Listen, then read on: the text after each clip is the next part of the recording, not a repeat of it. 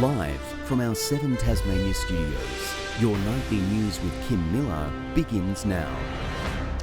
Good evening, everyone. First to some developing news, though, and Tasmania's vaccine rollout has hit a major milestone. Our reporter Meg Sides joins us now. Meg, we've reached 50%.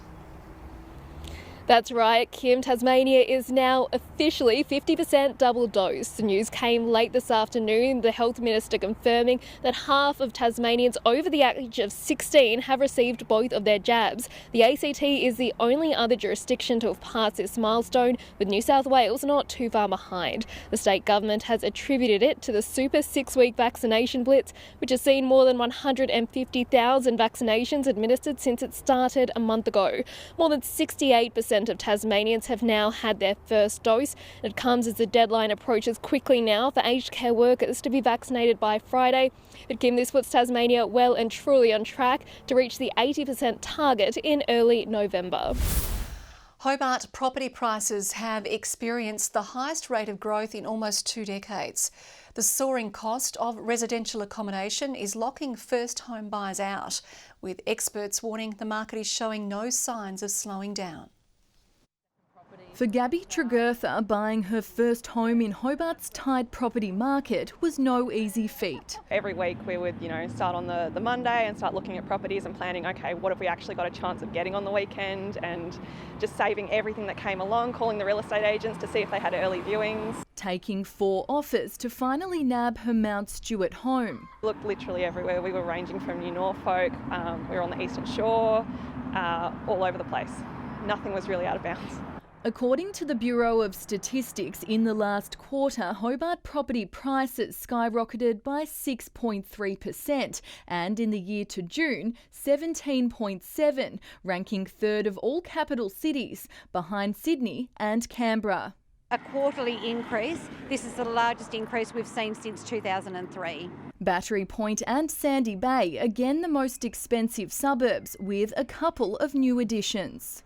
Areas like Tranmere and Acton Park are starting to see very often $1 million plus sales. According to the Real Estate Institute, there's many reasons why buyers want a slice of Hobart's property pie.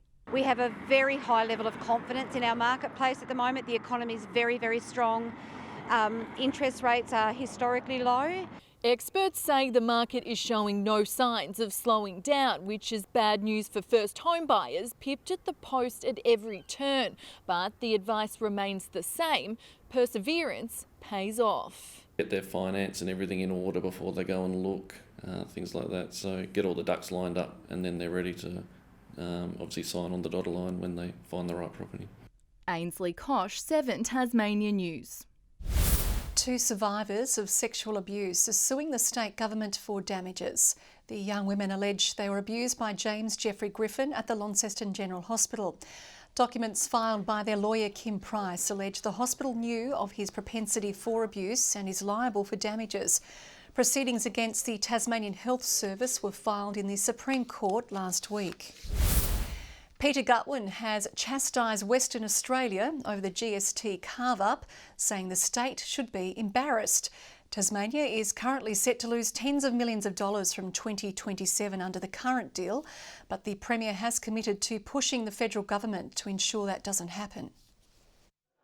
Lashing out at WA, the state last week handing down a record surplus. With soaring mining receipts, Mr Speaker, plus a floor and a guarantee built in, is that state should be embarrassed, to be frank, in terms of the revenues it's receiving at the moment. Western Australia benefiting from the GST carve-up. There'll be gold taps there in their Treasury Department.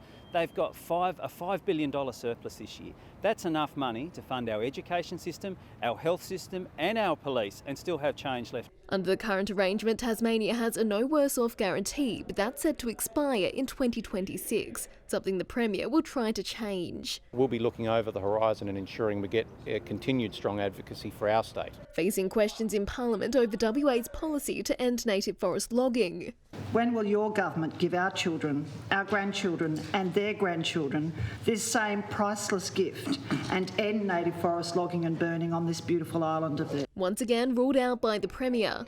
I would make the point that wood is good. Wood is good. The minister on board as the government prepares to push through major legislation before the end of the year. Think of one example, my own legislation in the future gaming market legislation, that's actually going through its quality assurance right now. Labor hesitant to name any amendments it might move, criticised during the election campaign for backflipping on its poker machine policy. We haven't seen the final bill, but what we are considering is amendment. Meg Sides, 7 Tasmania News. A Tasmanian product has been pulled from supermarket shelves here and in Victoria over listeria contamination. The ACCC has issued an urgent recall on NICHOLS and Sons premium smoked ham, due to expire on October 16. It was sold at IGA's in Cygnet and Geeveston, as well as Hill Street Grocer in Sandy Bay. Tasmanian swimming star Ariane Titmus has received a raucous welcome from more than 1,000 students at her old high school. The booming entrance, befitting an Olympic champion, included a marching band as she paid tribute to former coaches and teachers. A rock star reception for the poster child of Australian swimming.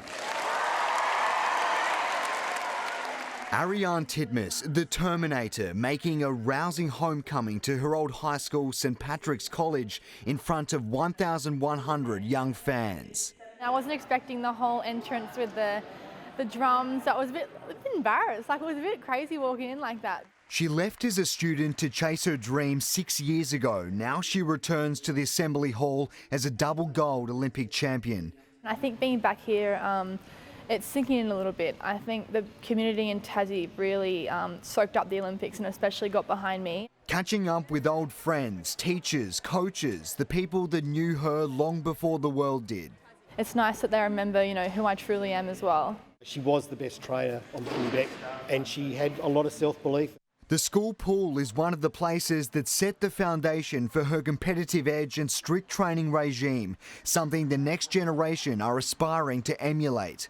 After especially watching her do the Olympics and win 2 gold medals, a lot of them have got more motivated and inspired to think, oh, maybe that is something I can achieve one day. The 21-year-old basking in the success of Tokyo on this mini Tasmanian tour, but come next month, the slate will be wiped clean and the hard work will start again. From then, everything will kind of quieten down and swimming will be back to my priority. Garth Burley, 7 Tasmania News.